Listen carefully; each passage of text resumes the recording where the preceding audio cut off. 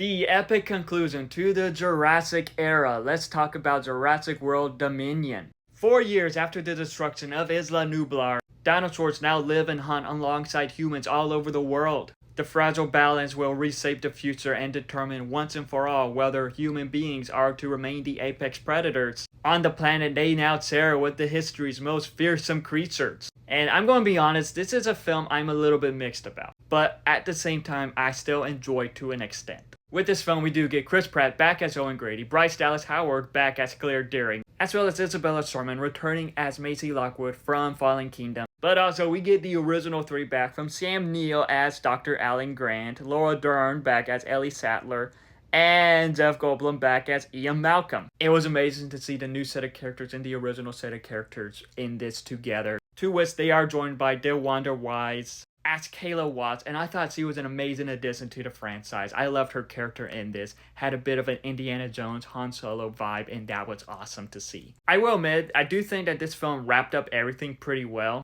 even though there's now a new film. I will say that with this film, it was very interesting to see the dinosaurs being in the human world pretty much, living alongside the humans. And with how Fallen Kingdom left off setting up for this, I have to be honest, I thought that it could have explored this much more. This should have been the main point of the film, but it isn't. Because the main point of the film was these locust bugs destroying the crops. To which we do see Dr. Henry Wu, B.D. Wong, coming back in the role to try to solve that. And I will admit, I like what they did with B.D. Wong's character in this. And really for most of the characters, I like how this wrapped up arcs, wrapped up character stories, and just the character moments in general. We see Owen and Claire trying to be parents to Maisie. We see the original three working together once again. And there are great Alan and Ellie moments in this. Also with this film, it does have fun callbacks to the first one. But there are times when this film just feels like two different films just combined into one.